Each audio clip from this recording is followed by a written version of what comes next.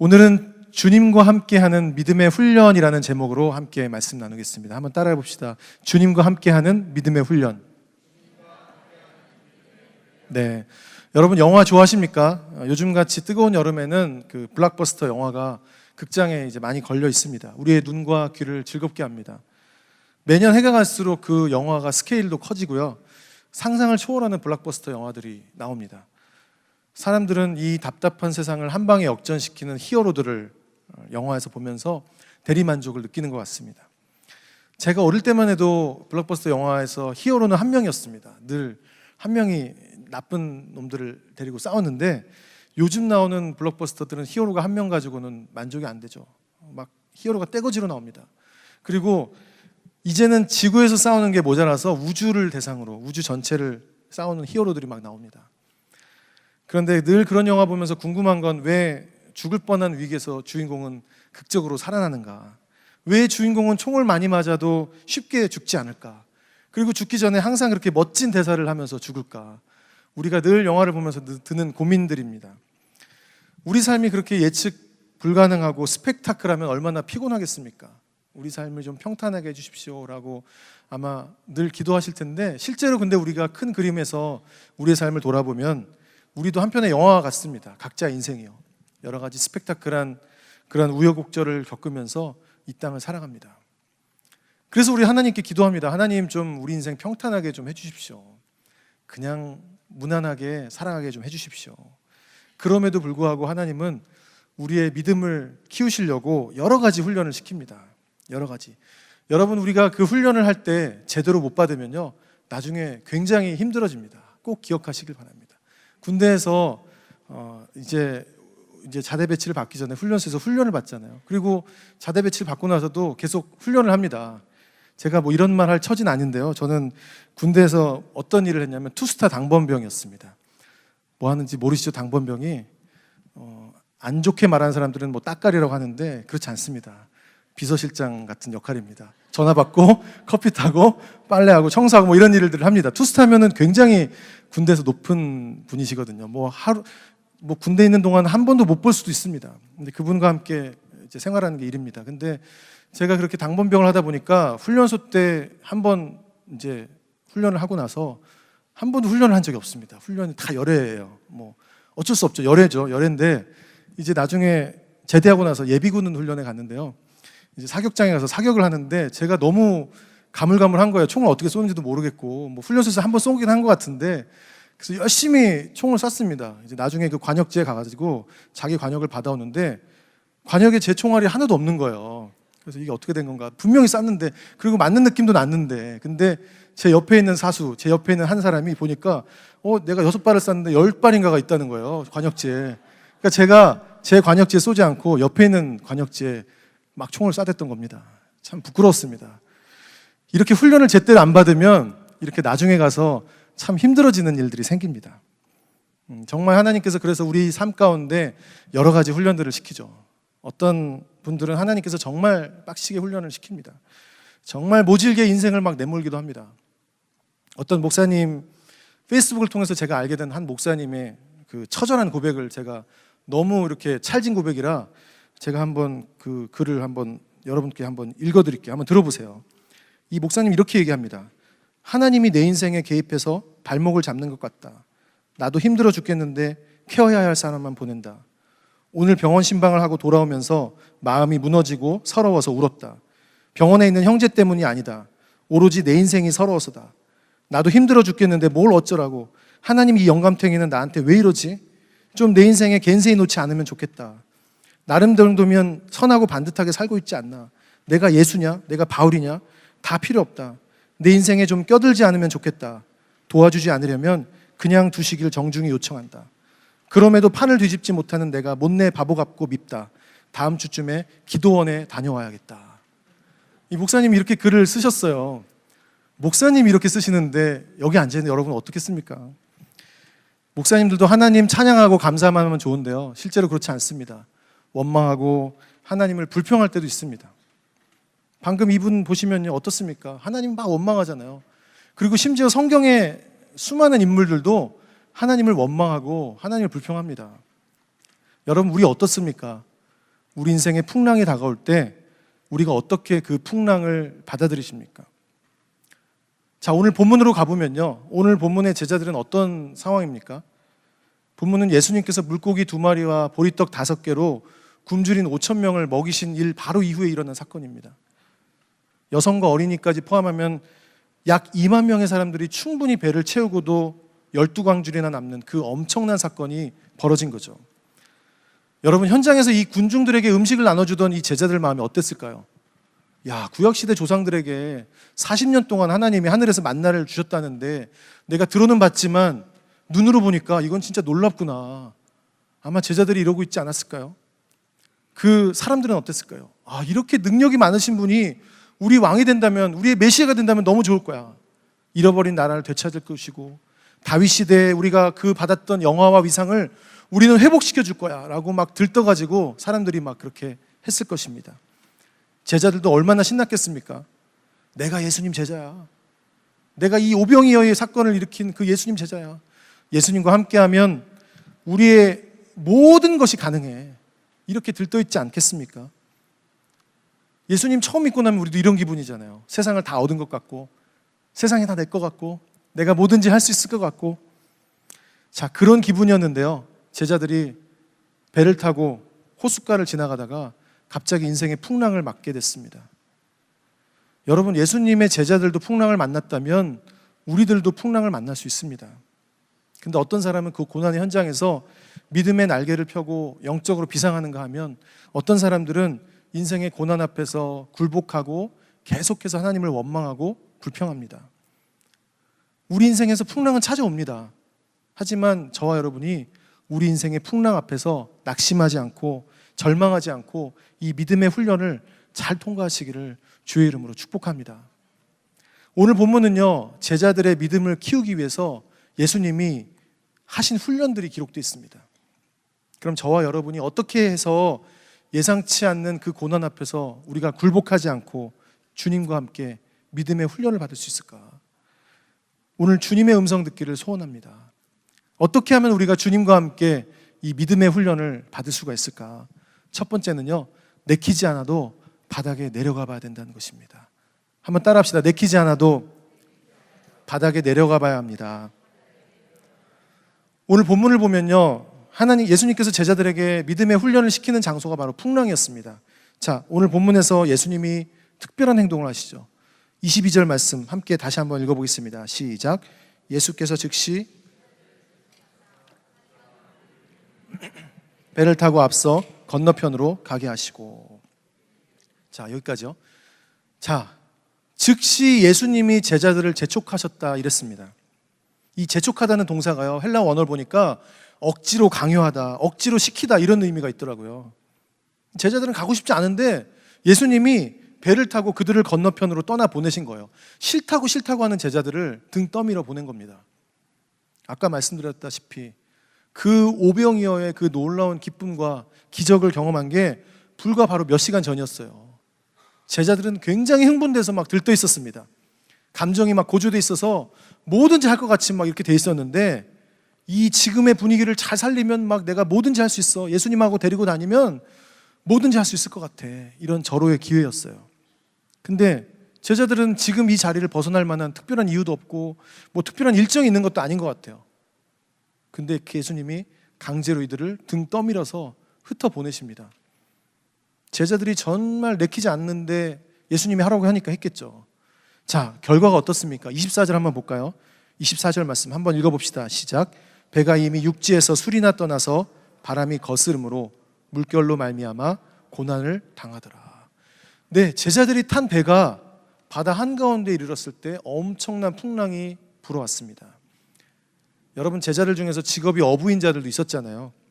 이들이 풍랑을 벗어나기 위해서 여러 가지 방법으로 애를 썼지만 도저히 거스를 수가 없었다는 거예요. 자, 예수님이 왜 축복의 순간 바로 다음에 광풍을 불게 하셨을까? 왜 제자들을 폭풍 속으로 들어가게 하셨을까? 제자들이 뭐 잘못한 거 있습니까? 그냥 주님이 하라고 해서 순종한 것밖에 없는데 폭풍을 만났습니다. 배를 빨리 타고 가라고 해서 순종했는데 폭풍을 만났어요. 이게 도대체 무슨 시츄에이션입니까? 야, 너희들 한번 맛 좀 봐라 하고 예수님이 골탕 먹이는 것이 아니면 도대체 어떻게 이렇게 할 수 있습니까? 이해가 안 되잖아요. 우리 예수 믿는 자들 가운데서도 풍랑을 보내실 때 마음이 어떠세요? 우리에게 고난을 주셨을 때 올 게 왔구나 뭐 이렇습니까? 그렇지 않잖아요. 이해가 안 되잖아요. 내가 열심히 이렇게 교회 다니고 주를 위해서 살아가는데. 우리 막연하게 이렇게 생각하잖아요. 하나님의 뜻을 행하고 있으면 시련이 오지 않는다. 맞습니까? 실제로 아니잖아요. 우리가 열심히 하나님의 뜻 가운데 살아도요, 풍랑이 오고 시련이 옵니다. 내가 아무런 잘못도 없는데 어려움을 주신다? 이 무슨 뜻일까요? 이해가 되십니까? 갑자기 내가 비즈니스 잘하고 있는데요, 사업장 앞에서 갑자기 도로 공사를 한대요. 매출이 반 이하로 쭉 떨어졌습니다. 갑자기 열심히 비즈니스 하고 있는데 갑자기 신분의 문제가 갑자기 해결이 안 돼서 도로 나앉게 생겼습니다. 멀리 있는 얘기가 아니라 우리 교회 성도들 얘기예요. 여러분, 내가 컨트롤할 수 있는 일이 아닙니다.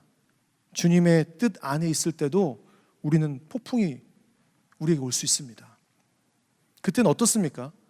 예수님이 우리 눈에 보이지 않으니까 그분이 우리 버린 거 아닌가? 이렇게 생각합니다. 자, 우리가 풍랑 속에 있을 때 주님은 도대체 어디 계실까? 오늘 본문에서 예수님 어디 계신가요? 예수님은 무리들과 제자들을 다 흩어보내시고요, 그리고 홀로 남으셔서 산에서 기도하셨다라고 성경은 얘기합니다. 오늘 23절 말씀 같이 한번 읽어보겠습니다. 시작. 무리를 보내신 후에 기도하러 따로 산에 올라가시니라. 저물매 거기 혼자 계시더니. 자, 오늘 본문과 같은 사건을 적은 마가복음 6장 48절에서는요, 제자들이 노 젓고 있는 것을 예수님이 보고 계시다고 그랬어요. 자, 마가복음 6장 48절 말씀 한번 화면을 보고 읽어보겠습니다. 시작. 바람이 거스름으로 제자들이 힘겹게 노 젓는 것을 보시고 밤 사경쯤에 바다 위로 걸어서 그들에게 오사 지나가려고 하시매. 네, 예수님은요, 제자들이 힘겨워하는 것을 다 보고 계셨어요. 그렇습니다. 예수님은요, 우리가 가지고 있는 어려움들을 다 지켜보고 계세요. 제자들과 헤어져서 산에 올라가셔서 기도하시는 예수님이 무슨 기도했을까요? 우리 제자들 어려움 당하지 않도록, 우리 제자들 이 고난을 이길 수 있도록 기도하지 않았겠습니까? 다 지켜보시면서 우리의 모든 상황을 다 보고 계시면서 주님이 기도하고 계시다는 것입니다. 주님 지금도 우리를 위해서 기도하십니다. 믿으십니까? 우리가 겪는 이 풍랑을 우리가 이겨나갈 수 있도록 주님은 기도하십니다. 근데요, 예수님이 이 풍랑이라는 환경뿐만 아니라 시간적으로도 우리를 바닥으로 내려보내십니다. 예수님이 오늘 본문에 보면요, 밤 사경에 25절에 보면 밤 사경에 제자들에게 오셨다라고 그랬습니다. 지금 시간으로 하면 한 새벽 3시에서 6시 정도 됩니다. 그러니까 그 시점으로 하면 제자들이 무려 한 9시간 이상을 바다 한가운데서 풍랑과 사투를 벌인 거예요. 그렇게 하다 보니까 육체적으로 정신적으로 완전히 탈진돼 있었습니다. 더 이상 버틸 힘이 없었어요. 그때 예수님이 오신 거예요. 아니, 좀 오시려면 좀 일찍 오시지, 풍랑이 시작될 때 오시지 왜 이때 오셨을까? 이게 바로 하나님의 시간과 우리 시간의 차이점인 것 같습니다. 예수님은요, 제자들이 항복할 때까지 기다리고 계셨던 거예요. 이 어부 출신이잖아요, 제자들이요. 갈릴리 바다에서 고기를 많이 잡았기 때문에 풍랑쯤이야 얼마나 많이 받겠습니까? 풍랑을 돌파한 경험도 있었고 기술을 가지고 그 풍랑을 맞았을 때 어떻게 해야 될 매뉴얼도 다 있었을 겁니다. 모든 힘과 경험과 기술을 동원해서 빠져나오려고 노력했겠죠. 자기들의 그 세계에서 이만큼 풍랑이 높으면 죽는다, 이것도 다 알고 있었을 거예요. 근데 자신들의 경험과 기술을 다 동원해도 아무런 소용이 없는 겁니다. 시간은 흐르고 이제는 노를 잡을 힘조차 없게 됐습니다. 이제 난 죽는구나. 배는 이제 침몰하려고 합니다. 더 이상 아무것도 할 수 없는 순간, 더 이상 해볼 수 있는 시도가 아무것도 없을 때, 그때 바로 짠 하고 예수님이 나타나신 거예요. 아마 예수님이 이렇게 생각하지 않았을까요? 지켜보시면서 바로 지금 내가 가야겠다, 지금이 제자들에게 믿음을 키우기 위한 최적의 시간이구나라고 생각하셨을 것입니다. 자, 근데 제자들의 입장은 어떻습니까? 제자들의 입장에서 보면요, 그렇게 열심히 풍랑을 막 이기려고 하고 이제 포기하고 있는데 저쪽에서 물체가 하나 걸어옵니다. 자, 오늘 제자들이 이렇게 반응합니다. 26절이에요. 26절 같이 한번 읽어봅시다. 시작. 제자들이 그가 바다 위로 걸어오심을 보고 놀라 유령이라 하며 무서워하여 소리 지르거늘. 자, 예수님을 본 제자들이요, 유령이다 라고 소리쳤습니다. 지금 성남 바다에서 잔뜩 공포에 질려 있는데 거기다가 유령까지 온 거예요. 이 공포 영화가 따로 없죠. 자, 유대인의 사고는요, 바다에서는 악한 영이 주관하는 곳이라고 생각했습니다. 그렇기 때문에 예수님이 올 거라고는 꿈에도 생각하지 않았던 거예요. 그때 제자들에게 예수님이 말씀하세요. 뭐라고 말씀하십니까? 27절입니다. 같이 읽습니다. 시작. 예수께서 즉시 이르시되 안심하라. 나니 두려워하지 말라. 주님이 이렇게 말씀하시는 것입니다. 얘들아 안심해야. 얘들아 안심해 나야. 여러분, 이것이 바로 우리 믿음의 시작점인 줄 믿습니다. 믿음은요, 내 인생, 내 능력으로는 인생의 풍랑을 이겨나갈 수 없다는 걸 인정할 때 시작되는 것입니다. 아, 내가 가진 게 별거 아니구나. 내가 소유한 게 별거 아니구나. 내가 아는 게 별거 아니구나. 내가 경험한 게 아무런 쓸데가 없구나. 풍랑을 만났을 때 내가 할 수 있는 것이 아무것도 없다고 깨달았을 때 이거 인정할 때 믿음이 시작되고 믿음이 자라게 될 줄 믿습니다. 근데 이건요, 지식으로 체득이 되지 않습니다. 아는 것으로 체득이 되지 않습니다. 성경 공부 많이 한다고 배우는 게 아닙니다. 인생의 바닥에 내려가서 내가 그 풍랑을 겪어야만이 그것을 알 수가 있습니다. 막다른 벽에 부딪혀야만이. 왜냐하면요, 그건 머리가 아니라 몸으로 느끼고 깨달아야 되기 때문입니다. 우리가 시련과 풍랑을 겪으면서 우리 몸이 느끼는 거예요. 그렇기 때문에 주님은 때로는 우리를 의도적으로 바닥으로 내모시기도 합니다. 그러면서 주님 어떻게 얘기하십니까? 너희가 나를 떠나서는 아무것도 할 수 없다. 이거를 깨닫게 하시는 거예요. 주님은 우리에게 말씀하십니다. 너의 능력을 극대화하는 게 먼저가 아니라 나의 능력을 아는 것이 먼저다. 우리의 능력을 극대화하는 걸 아는 것이 아니라 주님의 능력이 얼마나 크고 놀라운 것을 아는 것이 먼저라는 것입니다. 그래서 주님의 훈련 방법이 어떻습니까? 우리가 스스로 문제를 해결해 보겠다고 막 애쓸 때 그냥 보고 계세요. 내버려 두십니다. 제자들을 9시간 동안이나 풍랑 가운데 내버려 두신 것처럼 좀 독하시고 모진신 것 같아요. 그렇게 그냥 보고 계신 거예요. 그리고 오히려 그럴수록 점점 더 우리를 바닥으로 내려보냅니다. 예수님 말고 아무것도 믿을 수 없고 예수님 말고 아무것도 가진 것이 없는 상태가 될 때까지 우리를 바닥으로 내려놓게 하세요. 여러분, 이 주님께서 하는 이 믿음의 훈련들을 우리가 받으시기를 주의 이름으로 축복합니다. 내키진 않죠. 우리 중에 누가 내킨 사람이 있겠습니까? 내키진 않지만 주님이 우리를 풍랑 가운데로 이끄시고 바닥 가운데로 던지신다는 것을 깨닫고 우리가 그거에 믿음으로 순종할 때 우리는 비로소 믿음의 훈련을 할 준비가 될 줄 믿습니다.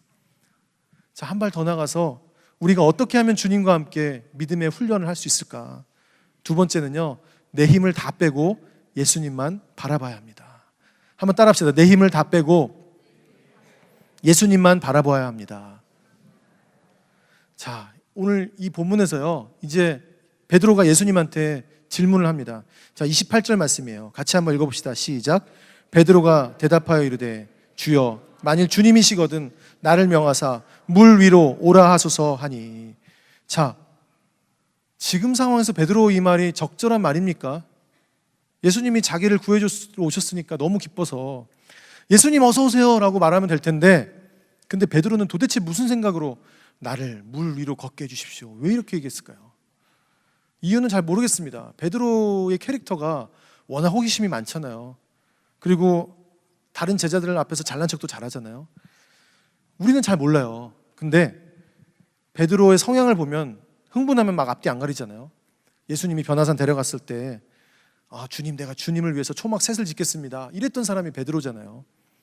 오늘 베드로가 그런 베드로가 또 한 건 하는 거예요. 주님이십니까? 그렇다면 저에게 명하사 제가 물 위로 걸어가게 도와주십시오. 예수님 보고 오라고 하기도 전에 내가 가겠다고 얘기를 하는 겁니다. 근데 그런 베드로의 모습을 보시고 예수님이 꾸짖지 않으시고 오라고 하세요. 아마 베드로의 믿음을 키워주기 위해서였던 것 같습니다. 베드로가 배에서 내렸습니다. 그리고 그 풍랑이 치는 바다 위를 걸어갔어요. 예수님의 말씀에 순종하고요, 물이 걸어갔어요. 자, 오늘 본문은요, 베드로가 물 위를 걸어가다가 빠졌다는 장면은 있지만 그 배 안에 있던 다른 제자들이 베드로에 대해서 어떻게 말하고 어떻게 행동했는지는 얘기하고 있지 않습니다. 여러분이 만약에 다른 제자들이었다면 어땠을 거예요? 베드로의 이 어처구니 없는 행동. 물 위를 걷게 해주십시오라고 가다가 물에 빠졌어요. 어떤 생각을 했을까요? 제자들을. 베드로의 그런 모습을 보고 베드로 너무 믿음이 좋구나, 훌륭하다, 그렇게 했을 것 같습니까? 아니죠. 아마 이렇게 얘기했을 것 같아요. 베드로 쟤 또 사고 쳤네. 쟤는 말보다 행동이 앞서. 쟤는 늘 저렇게 나서가지고 가만히 있으면 예수님이 오셔서 도와주시는데 왜 저렇게 지금 나가가지고 난리야. 아마 이렇게 했을 것 같아요. 잘난 척하니까 네가 물에 빠진 거 아니야.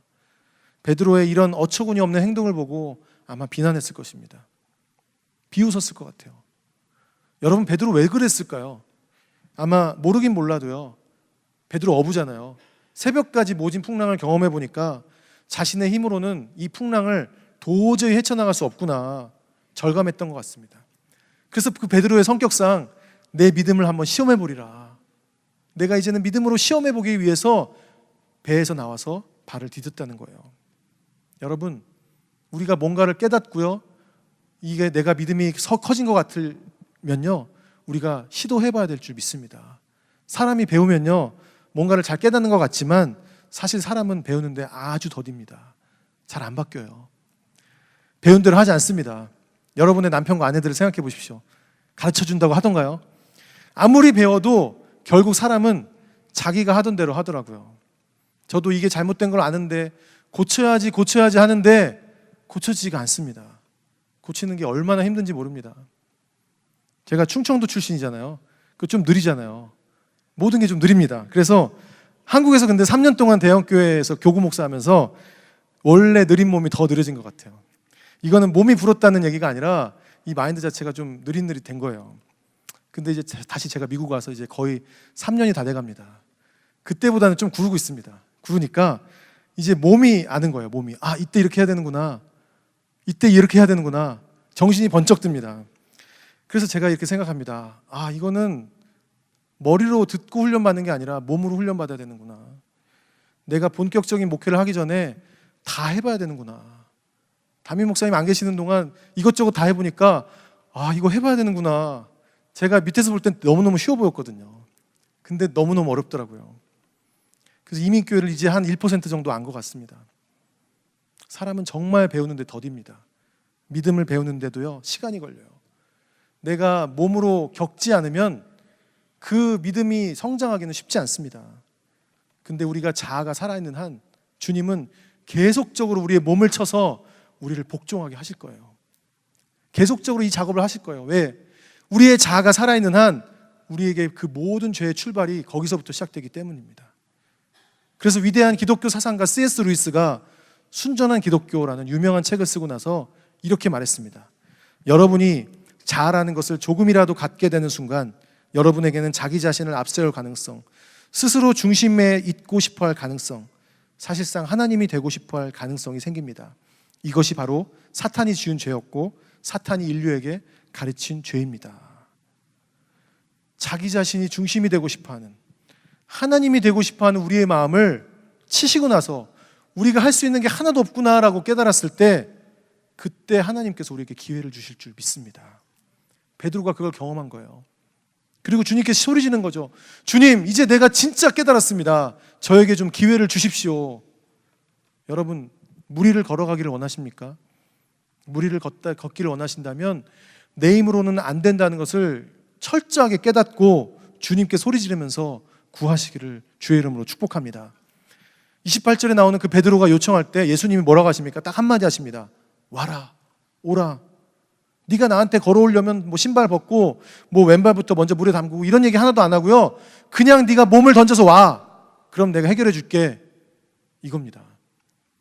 주님이 말씀하세요. 와라, 컴. 그래서 네 배로부터 떠나기만 하면 나머지는 내가 다 책임져 주신다는 겁니다.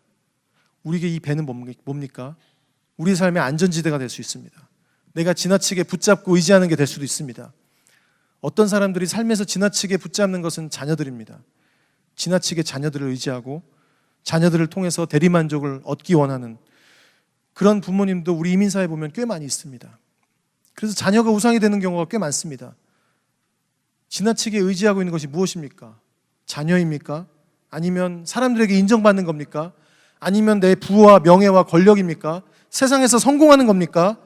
하나님 앞에 내려놔야 될 줄 믿습니다. 우리가 안전지대를 다 내려놓고 내 몸이 주님 앞에 결단하며 나갈 때 그때부터 믿음의 훈련이 시작되는 줄 믿습니다.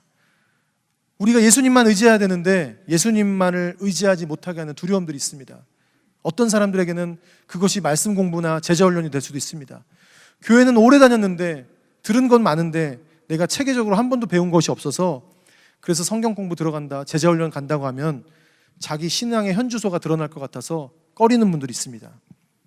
어떤 사람들은 경제적인 압박의 두려움 때문에 헌금하는 것을 꺼리는 분들이 있습니다. 어떤 사람들은 목자가 되는 것에 대한 두려움 때문에 그렇게도 많이 훈련받았는데도 영혼을 돌보고 영혼께 케어해야 되는 것이 두려워서 꺼리는 분들이 있을 수 있습니다. 이제 얼마 후에는 우리에게 목자를 새로 세워야 되는데 하나님께서 말씀하십니다. 네가 배 밖으로 나와라. 네가 그 안에서 그렇게 두려워만 하고 있으면 결코 너의 믿음은 자라지 않을 것이다 라고 주님은 말씀하십니다. 우리를 끌어내리는 것들이 얼마나 많은지 모릅니다. 그 속에서 주님 바라보면서 내 몸이 믿음으로 반응하는 것 너무너무 어렵습니다. 전쟁이에요. 그럴 때 어떻게 해야 됩니까? 매일 주님과 만나는 시간을 사수해야 되고요. 매일 주님과 친밀하게 주님을 바라봐야 되고요. 내가 믿음으로 할 수 있는 힘을 달라고 주님 앞에 기도해야 될 줄 믿습니다. 이것만은 무슨 일이 있어도 내가 놓치지 않으리라. 어떤 집사님들 우리 교회요, 이런 분들 있으세요. 밥은 굶는 한이 있어도 내가 화장하지 않고는 내가 밖으로 한 발짝도 나오지 않겠다. 실제로 있습니다. 근데요, 여러분 그런 마음으로 영적 생활을 한번 해보십시오. 내가 밥을 굶는 한이 있더라도 내가 말씀 한 구절 기도 하나 하지 않으면 내가 집 밖으로 나오지 않겠다. 여러분, 우리의 몸이 먼저 반응하시기를 주의 이름으로 축복합니다. 우리의 안전지대를 내려놓고 주님 앞에 힘을 빼고 일단 주님 앞에 트라이 해보십시오. 그럴 때 주님이 우리를 붙드실 것입니다. 그때 믿음의 훈련이 시작되는 줄 믿습니다. 그런 인생 사시기를 주의 이름으로 축복합니다. 우리 마지막으로 우리가 어떻게 하면 주님과 함께 믿음의 훈련을 할 수 있을까? 세 번째는요, 주님이 내미는 손을 잡고 함께 걸어가야 된다는 것입니다. 자, 한번 따라합시다. 주님이 내미는 손을 잡고 함께 걸어가야 합니다. 자, 오늘 본문에서요, 잘 나가다가 문제가 생겼죠. 자, 30절이요. 다 같이 한번 읽어보겠습니다. 시작. 바람을 보고 무서워 빠져가는지라 구원하소서 하니. 네. 자, 베드로가 얼마나 오랫동안 바다를 걸었는지 모르겠지만 걷다가 출렁이는 바다를 봤어요. 다시 무서운 마음이 그에게 엄습합니다. 예수님에게 눈을 떼는 순간 그는 물속에 가라앉기 시작합니다. 베드로가 물에 빠진 시점이 언제죠? 예수님을 향하던 그 시선이 바다를 향했을 때 바로 물에 빠졌습니다. 그 순간 물 위를 걷게 한 주님의 능력이 그에게서 사라져버렸습니다. 여러분, 우리 그리스도인들의 싸움은 이 싸움이에요. 시선을 어디에 두는가, 누구를 바라볼 것인가에 대해서 결정이 납니다. 우리 주위에 시선을 뺏는 것들, 우리가 주님께 초점을 맞추지 못하는 것들이 얼마나 많습니까? 근데 우리 힘으로는요, 그 시선을 돌리기가 너무나 쉽지 않습니다. 안 해야지 한다고 안 하는 것이 아닙니다. 우리가 이 영적인 싸움에서 날마다 이길 수 있는 유일한 방법은 뭔지 아십니까? 바로 주님께 시선을 맞추고 주님께 초점을 맞추는 거예요. 여러분, 사도 바울이요, 갈라디아서 5장에 보면요, 자신 안에 육체의 소욕과 성령의 소욕이 둘이 막 싸운다고 얘기합니다. 너무너무 괴롭다는 거예요. 자, 그래서 육체의 소욕대로 살지 않는 방법을 바울이 얘기합니다. 뭡니까? 그것들을 안 하려고 막 노력하는 게 아니라 내가 성령의 소욕을 따라 살려고 의도적으로 노력하다 보면, 몸부림치다 보면 육체의 소욕은 자연스럽게 소멸한다는 거예요. 그렇기 때문에 우리가 24시간 365일 주님 바라보고 주님과 동행해야 된다는 것입니다. 베드로는 잘하다가 순간 이걸 놓친 겁니다. 그 결과 물 위를 걷는 능력을 경험한 지 얼마 되지 않아서 물에 빠져버렸어요. 우리가 그렇지 않습니까? 열심히 믿음으로 살아야지 하다가도 환경 바라보고 환경 상황 바라보다가 실족합니다. 오늘 베드로가 바람이 막 부니까 두려웠을 거예요. 베드로가 주님께 그 말씀에 시선을 고정했을 때는 충분히 물 위로 걸어갈 수 있었는데 자기가 처해 있는 상황, 그리고 물결이 크게 출렁거리는 것을 보는 순간 그는 두려워하고 물에 빠졌습니다. 우리도 마찬가지예요. 우리의 환경, 우리의 상황 보면요, 물에 빠질 수밖에 없습니다. 우리의 믿음이 의심에게 자리를 내주는 순간 우리는 그나마 지금껏 쌓아올린 믿음마저도 쉽게 무너지는 거예요. 그렇기 때문에 우리는 간절히 주님을 날마다 바라봐야 될 줄 믿습니다. 여러분 어떻습니까? 베드로처럼 혹시 가라앉고 있지는 않습니까? 초점을 잃어버렸다면 우리는 가라앉을 거예요. 제자리가 아닙니다. 더 밑으로 더 밑으로 더 밑으로 가라앉을 거예요. 예수님께 시선을 놓쳤다면 우리의 삶은 점점 더 가라앉을 것입니다. 자, 오늘 본문을 다시 한번 읽어볼게요. 30절 31절 말씀 다시 한번 읽어보겠습니다. 시작. 바람을 보고 무서워 빠져가는지라 소리질러 이르되 주여 나를 구원하소서 하니 예수께서 즉시 손을 내밀어 믿음이 작은 자여 왜 의심하였느냐 하시고. 자, 베드로가요 지금 물에 빠져가는 위기의 순간에 베드로가 본능적으로 믿음의 말을 합니다. 뭐라고 합니까? 주님 나를 구원하소서라고 합니다. 주님 나 살려주세요. 그러니까 예수님이 뭐라고 하세요? 즉시 손을 내밀어서 베드로를 붙잡아 주셨습니다. 이 베드로의 요청에 1초의 망설임도 없이 즉각적으로 반응하신 거예요. 여러분 베드로의 모습을 보니까 이 예수님이 막 살려달라고 할 때 예수님이 너무 기뻐서 손을 내미는 게 막 느껴지지 않습니까? 절체절명의 순간에 본능적으로 주님께 부르짖는 사람, 그 사람을 주님은 기뻐하시는 줄 믿습니다. 주님은 어쩌면 그 순간을 기다리고 있는 줄도 모르겠습니다. 저도 저희 집 아이들이요 뭐 하다가 안 풀릴 때 아빠라고 부르면요 제가 기쁩니다. 그래도 아빠를 찾는구나. 제가 뭐 도움이 될지 안 될지 모르겠지만 그 찾는다는 사실만으로 기쁜 거예요. 물론 귀찮을 때도 있죠. 하지만 우리 아버지 된 주님은요 우리가 주님 앞에 부르짖을 때 기뻐한다는 사실을 기억하시기를 주의 이름으로 축복합니다. 그 모습은 내가 주님밖에는 더 이상 갈 곳이 없습니다. 그 표시잖아요. 주님은 우리가 부르짖을 때 즉시 찾아와서 우리를 건지시는 분이심을 믿으시기를 주의 이름으로 축복합니다. 자, 베드로가 예수님 손을 잡잖아요. 자, 보세요. 31절에 보시면 예수께서 즉시 손을 내밀어 그를 붙잡으시며 이르시되 믿음이 작은 자여 왜 의심하였느냐 하시고. 자, 누가 누구 손을 잡았습니까? 베드로가 예수님 손 잡았나요? 아니면 예수님이 베드로의 손을 잡았습니까?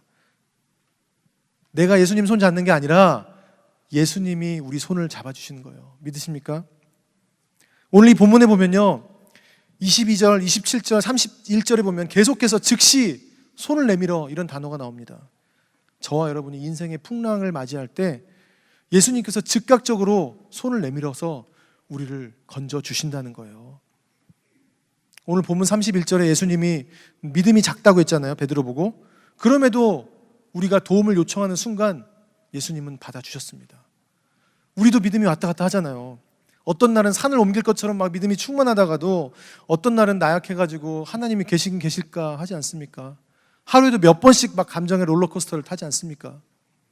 근데 분명한 건 우리의 믿음이 그렇게 약할지라도 우리가 주님 앞에 손을 내밀면 주님은 우리의 손을 잡아주신다는 것입니다. 우리가 인생의 풍랑을 맞이할 때 주님이 우리의 손을 내밀어서 잡아주신다는 이 약속의 말씀을 붙잡는 저와 여러분 되시기를 주의 이름으로 축복합니다. 혹시 실패 가운데 그 고난의 길을 걸어가고 있습니까? 혹시 세상에 나를 도와줄 사람이 아무도 없구나, 정말 그것 때문에 좌절한 분 있습니까?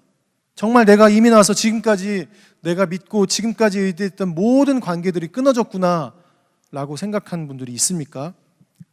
베드로처럼 주님의 손을 붙잡아야 될 때인 줄 믿습니다. 주님의 이름을 부르세요. 그냥 주님 나를 구해주세요, 나를 살려주세요. 두 손을 내밀어서 주님께 맡기시기를 주의 이름으로 축복합니다. 자, 근데 놀라운 건 이거예요. 그날 베드로는요 한 번만 무리를 걸은 게 아닙니다. 2번 무리를 걸었다는 거예요. 자, 첫 번째는요 아까 우리가 아시다시피 예수님이 말씀하시자마자 걸어가다가 물에 빠졌죠. 자, 근데 두 번째는 이거예요. 자, 32절 말씀입니다. 같이 32절 읽습니다. 시작. 배에 함께 오름에 바람이 그치는지라. 자, 배에 함께 오름에 바람이 그치는지라. 제가 이 본문을 수없이 많이 보고 묵상했지만 이 32절 말씀 그냥 지나갔어요. 근데요 말씀을 준비하다 보니까 배에 함께 오름에, 배까지는 어떻게 갔지? 어디서 빠졌는지 모르겠습니다. 하여튼 모르겠지만 일단 예수님이 건져고 나서 배에 함께 배까지 같이 손을 붙잡고 베드로의 손을 붙잡고 예수님이 걸어가셨다는 거예요. 여러분 예수님 손잡고 배 있는 데까지 걸어가는 그 베드로의 모습을 상상해 보십시오. 처음에는 그냥 걸어가다가 빠졌지만 지금은 예수님의 손을 잡고 이제 아장아장 걸어가고 있습니다. 얼마나 기쁠까요? 여러분 어제까지 저희 교회에서 VBS를 했는데요. 얼마나 많은 아이들이 왔는지 모릅니다. 우리 교회 사상 처음으로 100명 넘는 아이들이 왔어요. 저기가 좁아서 막 미어 터졌습니다. 그 중에서 영유아부가 30명 넘게 왔습니다. 아유, 그 아이들이 얼마나 그냥 아이들이 엄마 손을 잡고 아장아장 손을 잡고 오는데요. 그 아이들이 얼마나 손이 많이 가요. 선생님들과 발런티어들이 일일이 따라다니면서 챙겨주고 밥도 먹여줘야 되고 또 뭐 화장실 간다고 하면 또 같이 가줘야 되고 시선이 뗄 수가 없습니다. 손이 많이 가죠.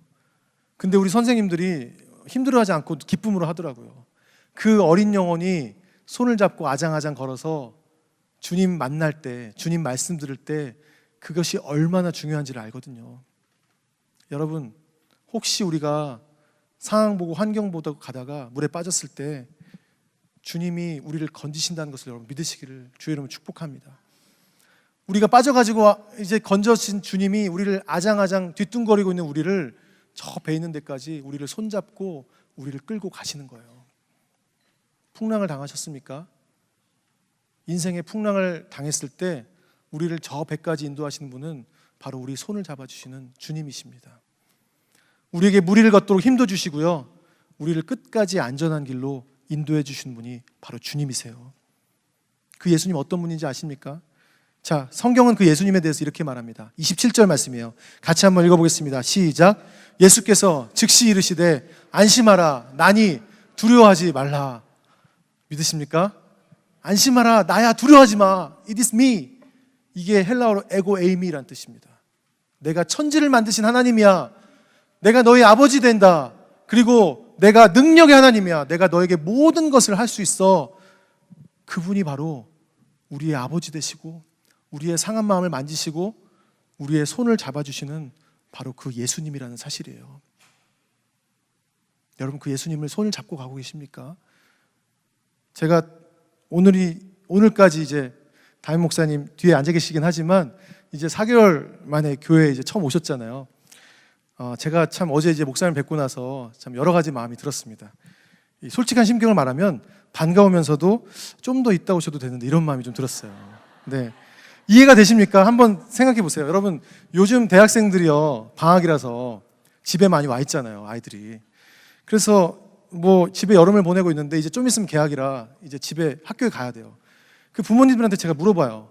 집사님, 이제 우리 애가 가는데 얼마나 서운하세요? 얼마나 이제 같이 이렇게 여름 보내다가 학교를 간다니까 얼마나 서운합니까? 물어보면요, 꼭 이렇게 대답하세요. 아니요, 목사님, 꼭 그렇지만도 않아요. 조금 서운하지만 반가운 마음이 훨씬 더 큽니다. 그 심정이 아마 제 심정이 아닐까 생각을 좀 해봤습니다. 제가 어릴 때 생각해 보니까요, 부모님이 뭐 저녁 때 무슨 약속 있다고 어디 가시면요, 그렇게 좋았던 것 같아요. 이제 우리 부모님 가는구나. 내가 맘대로 뭐 TV도 볼 수 있고.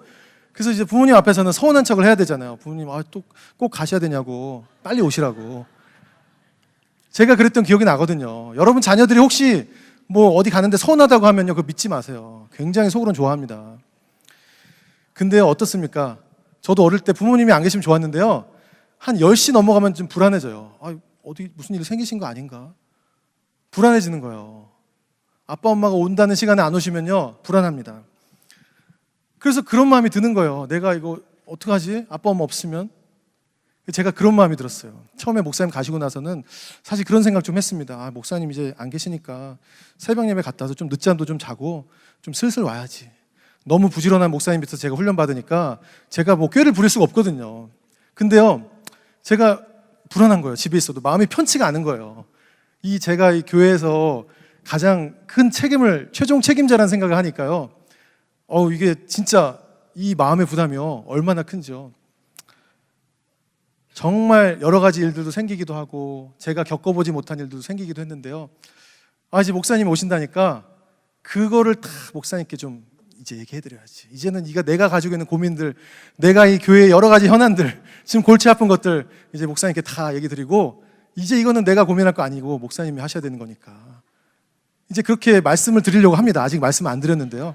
네. 근데요, 제가 이 생각을 하면서 오늘 이 본문을 묵상하다 보니까 이런 생각이 들었어요. 아니, 하물며 담임 목사님이 오신다고 해도 제가 이렇게 다 넘겨드려야지는 생각이 드는데, 하물며 천지를 만드신 아버지가 내 아버지신데, 내 걱정들, 내 근심들, 내 염려들, 내가 고민하고 내가 풍랑 가운데서 내가 정말 아무것도 할 수 없을 때 내 아버지가 그거 안 들어주시겠나, 그 생각이 들더라고요. 저는 그냥 그거를 제가 안고 있었더라고요. 우리 아버지가 내 옆에 계셔서 우리 손을 잡아주고 계신데, 나는 내가 그걸 고민하고 있었고 내가 그걸 싸매고 있었더라고요. 주님 말씀하십니다. 수고하고 무거운 짐진 자들아 다 내게로 오라. 내가 너희를 쉬게 하리라. 믿으십니까? 그분이 우리 아버지 되세요. 그분이 우리에게 말씀하십니다. 야, 안심해라. 나다. 내가 여기 있어. 내가 네 손 잡아줄게. 내가 너 빠지지 않도록 네 손 잡고 네가 있는 배에까지, 네 목적지까지 내가 너를 데리고 갈게. 주님 우리에게 말씀하십니다. 여러분, 풍랑을 만나셨습니까? 우리 안에 고난을 겪으셨습니까? 주님 앞에 소리치세요. 주님, 이거 좀 해결해 주세요. 주님, 내에 있는 모든 근심과 걱정과 염려 좀 가져가 주세요. 주님이 우리 아버지 되시잖아요.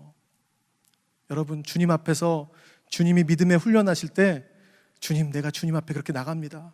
주님, 내 아버지 대신 주님 손잡고 나갑니다 라고 고백하는 저와 여러분 인생 되시기를 주의 이름으로 축복합니다.